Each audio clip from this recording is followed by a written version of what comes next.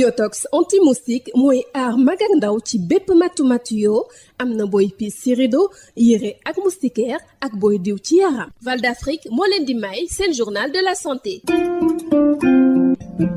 asalaamaaleykum mbokk déglukat yi ci bés bi nga xam ne ci la àdduna wérngal këpp di màggal journée mondiale des droits de l'enfant ONG ACDEV dina amal ab journée de sensibilisation jagleel ko ay tegtal ak yeete yu aju ci allaitement maanaam nampalu tu tànk yi ak seen lekkin ngir fàggandiku ci feebaru xiibon leeral yeeg Yacine Mbow di nutritionniste ca ONG Action et Développement. ACDEV benn ONG boo xam ne dafay jéem a xeex gën a ñoŋal lépp lu jëm ci santé jigéen ak lu jëm ci ndaw yi donc ñu gis ne ndaw yi dañoo nekk population bu vulnérable yoo xam ne xiibon daf leen di yomb surtout buñ commencé dugg ci wàllu commencé lekk buñ jugee ci nàmp ba commencé lekk période boobu ci la xale bi di teel a xiibon donc ACDEV teg benn projet boo xam ne dafay jëm ci xeex xiibon boobu noonu.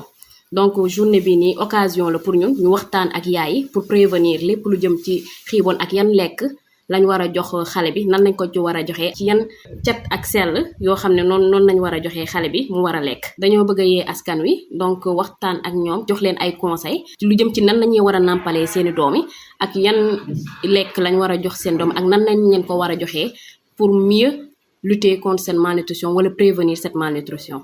naka ngeen fas yéene mandargale bés bi. activité yu bari dinañ ko def dinañ jéem a dépister xale yi donc des séances aussi de peser ñu leen di natt par rapport ak seen poids xoolee ndax xale bi mi ngi màggaay yu baax par rapport ak âge am. dinañ def tamit ay supplémentation en vitamine A ñu def aussi ay déparasitage. dinañ waxtaan ak tamit ci askan wi ci thème bi nga xam ne dinañ gën a def focus ci xale bi nan la war a mën a épanouir ci environnement familial am nan la war a mën a dundee ci dëkkuwaayam boo xam ne dafa war a set les bonnes pratiques alimentaires nan lañ war a mën a dundalee xale bi ci yenn âge yi par rapport ak bu juddoo ba keroog muy am juróomi at. journée de sensibilisation bi nag ñu ngi ko wekk ci projet de renforcement nutritionnel et sanitaire de la petite enfance nga xam ne ONG ACDEV ak fondation Nusim ñoo koy jëmal. projet bi def nañ ci lu bari donc tax na ñuy gën a liggéey en collaboration avec les districts sanitaires donc ñeen dinañ dugg ci kër yi di waxtaan ak yaay yi déjà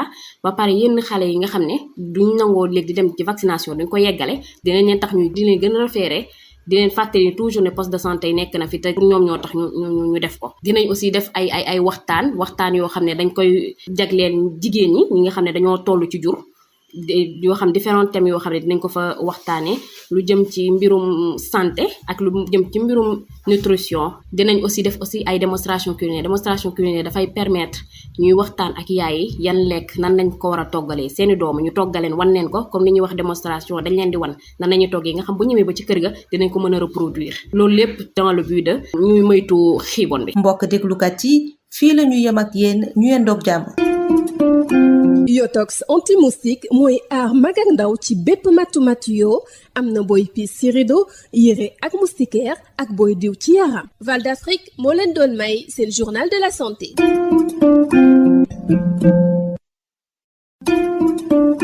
Yotox anti-moustique pour le corps, les vêtements, les rideaux et draps vous protège contre les moustiques chez l'adulte et l'enfant. Val d'Afrique vous offre votre journal de la santé. Bonjour chers auditeurs, à l'occasion de la célébration ce 20 novembre de la Journée mondiale des droits de l'enfant, l'ONG ACDEV organise une journée de sensibilisation sur les conseils et éducation en allaitement et alimentation du jeune enfant pour prévenir la malnutrition. Les précisions de Yacine Mbow, nutritionniste à l'ONG Action et Développement. La Convention internationale évoque clairement que chaque enfant a droit à un niveau de vie suffisant et à jouir d'un meilleur état de santé possible pour permettre sa croissance et son développement.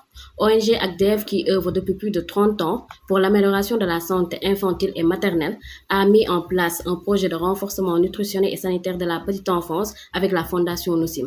Et c'est une occasion pour nous de sensibiliser la population, surtout de Yeumbeul, sur les conseils en éducation, en allaitement et alimentation du nourrisson et du jeune enfant pour lutter contre la malnutrition. Différentes activités sont prévues. Le dépistage chez les enfants de moins de 5 ans, des séances de pesée, la supplémentation en vitamine A et le déparasitage. Et le focus sera mis sur différents thèmes, à savoir l'épanouissement de l'enfant dans son environnement, l'hygiène environnementale de l'enfant, les bonnes pratiques d'alimentation du nourrisson et du jeune enfant pour véhiculer les messages pour un meilleur changement de comportement. Cette journée de sensibilisation entre dans le cadre du projet de renforcement nutritionnel et sanitaire de la petite enfance porté par ACDEF et la Fondation Noussim. Le projet a été mis en place depuis août 2021. On entre dans la 3e année.